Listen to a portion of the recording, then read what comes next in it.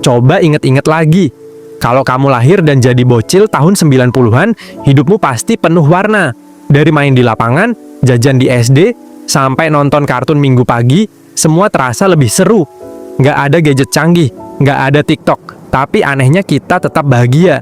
Nah, pertanyaannya, kenapa sih banyak orang bilang kalau tahun 90-an itu adalah masa terbaik buat bocil di Indonesia? Di video ini, kita bakal nostalgia bareng, bahas alasan kenapa masa kecil di tahun 90-an begitu legend dan nggak tergantikan. Buat bocil tahun 90-an, dunia terasa luas dan penuh imajinasi. Kenapa? Karena hiburan utama waktu itu bukan gadget, melainkan permainan tradisional yang bikin kita aktif bergerak dan ketawa bareng teman-teman. Dari main petak umpet, bentengan, sampai lompat tali, semua dilakukan di halaman rumah atau lapangan kampung.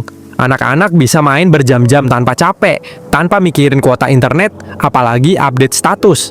Rasa kebersamaan itu yang bikin masa kecil di era itu begitu hangat, karena hampir semua permainan dilakukan rame-rame, bukan sendirian.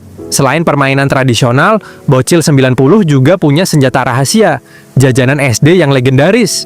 Bayangin, cuma bawa uang Rp1.000, kamu bisa dapet es lilin, rambut nenek, ciki koin, atau mielidi. Semua jajanan itu rasanya khas banget. Sampai sekarang pun kalau kita nemu di pasar, langsung kebawa ke masa lalu. Beda sama sekarang, di mana jajanan anak-anak lebih mahal dan kadang nggak punya keunikan. Dulu, tiap bocil punya jajanan favorit yang selalu jadi rebutan pas jam istirahat sekolah. Kartun minggu pagi adalah hal yang bikin bocil 90 rela bangun pagi di hari libur. Dari Doraemon, Dragon Ball, Sailor Moon, Samurai X, sampai Crayon Shinchan, semua tayang di TV lokal. Nggak ada Netflix atau YouTube, jadi kalau ketinggalan tayangan, ya harus sabar nunggu minggu depan. Justru itulah yang bikin kita lebih menghargai waktu nonton. Momen duduk di depan TV, tabung bareng keluarga sambil makan roti atau mie instan jadi kenangan manis yang susah dilupain. Bocil 90-an juga identik dengan koleksi.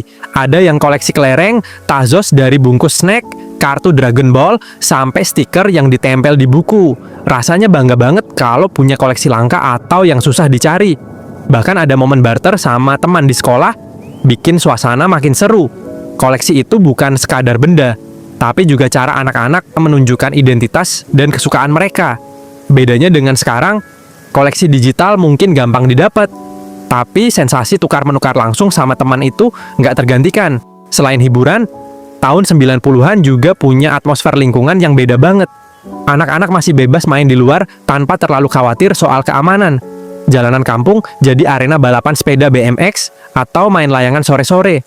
Orang tua pun santai, asal pulang sebelum maghrib. Ada aturan tak tertulis kalau bocil harus udahan main begitu azan berkumandang. Kesederhanaan itu bikin anak-anak lebih dekat dengan alam, lebih kenal tetangga, dan punya memori kebersamaan yang kuat. Musik tahun 90-an juga punya peran besar dalam membentuk kenangan bocil. Dari lagu-lagu band Indonesia macam Dewa 19, Padi, Sheila on 7, sampai soundtrack kartun yang legendaris. Bocil 90-an sering nyanyi bareng tanpa peduli fals atau enggak. Bahkan banyak yang hafal lagu-lagu anak seperti Trio Kwek Kwek, Enno Lerian, sampai Joshua. Lagu-lagu itu polos, ceria, dan benar-benar mencerminkan dunia anak. Beda sama sekarang, di mana bocil kadang lebih hafal lagu orang dewasa daripada lagu anak-anak. Sekolah di era 90-an juga penuh kenangan. Dari PR yang ditulis tangan, papan tulis kapur yang bikin tangan guru putih semua, sampai pulpen 4 warna yang jadi rebutan. Ada juga momen deg-degan waktu nilai ulangan dibagikan, atau saat guru piket muterin keliling kelas, nyari anak yang belum pakai atribut lengkap. Sekolah terasa sederhana tapi penuh cerita. Dan yang paling penting, ada interaksi langsung dengan teman-teman, bukan lewat grup WhatsApp. Satu hal yang nggak kalah penting, teknologi di tahun 90-an terasa cukup, nggak berlebihan. Telepon rumah dengan nada dering khasnya jadi penghubung keluarga dengan dunia luar. Kalau ada yang nyari kita, biasanya lewat telepon rumah atau bahkan datang langsung. Bocil 90-an nggak kenal istilah kecanduan gadget, karena memang mainan utama adalah teman dan lingkungan sekitar. Justru keterbatasan teknologi itulah yang bikin anak-anak jadi kreatif. Bisa bikin mainan dari barang bekas, atau menciptakan permainan baru bareng-bareng. Kenangan lain adalah momen listrik mati. Buat anak 90, mati lampu bukan bencana, tapi justru petualangan. Bocil biasanya kumpul di teras, main tebak-tebakan, cerita horor, atau sekadar nyalain lilin sambil bercanda. Itu jadi hiburan alami yang sederhana tapi bikin hangat. Bandingin sama sekarang, di mana mati lampu sebentar aja bisa bikin panik karena wifi mati. Bocil 90-an tumbuh lebih tangguh dan lebih gampang bahagia dengan hal-hal kecil. Jadi, kenapa tahun 90-an disebut sebagai tahun terbaik buat bocil di Indonesia? Jawabannya simpel, karena hidup di era itu penuh kesederhanaan, kebersamaan, dan kebahagiaan kecil yang terasa besar. Nggak ada teknologi canggih, tapi justru itu yang bikin anak-anak lebih kreatif, lebih dekat dengan lingkungan, dan punya kenangan yang melekat seumur hidup.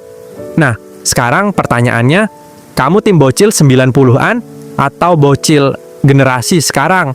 Ceritain pengalaman masa kecilmu di kolom komentar, dan jangan lupa like, share, dan subscribe, biar kita bisa nostalgia bareng di video-video berikutnya.